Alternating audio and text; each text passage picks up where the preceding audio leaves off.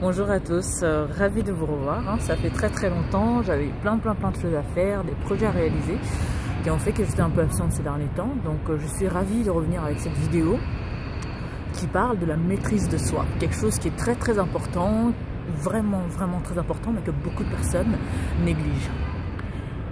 Hier, il m'est arrivé quelque chose de vraiment un peu, j'ai envie de dire honteux, parce que j'ai perdu vraiment mon sang-froid. J'étais dans les transports, donc au milieu de plusieurs inconnus, j'ai perdu ma couronne. Je m'explique.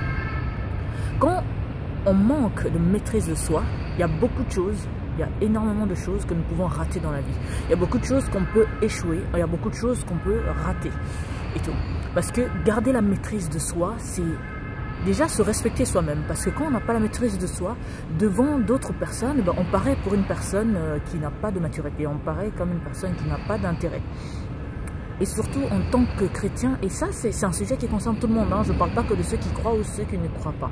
Et tout. C'est très important de ne pas perdre sa couronne, que ce soit aux yeux de la famille, aux yeux des inconnus ou quoi que ce soit. Ici, perdre sa couronne, donc c'est quand on perd la maîtrise de soi, donc sa couronne d'une personne mature, d'une personne sûre de soi, d'une personne qui a la stabilité tombe. C'est là que je le représente par une couronne. Vous ne devez pas perdre votre maîtrise de soi. C'est vrai qu'on a des collègues qui peuvent nous énerver, on a des membres de la famille qui peuvent nous faire sortir de nos gonds. Il y a énormément de personnes qui peuvent nous faire perdre cette maîtrise de soi.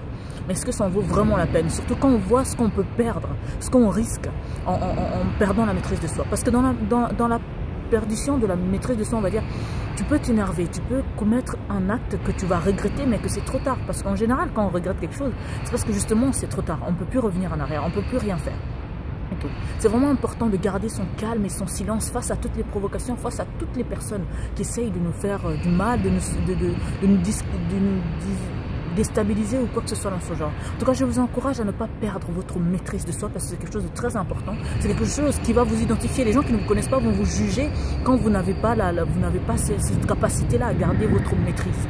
En tout cas, soyez dans la joie, gardez en esprit que c'est important de ne pas perdre sa couronne. Je vous embrasse très fort. À très bientôt.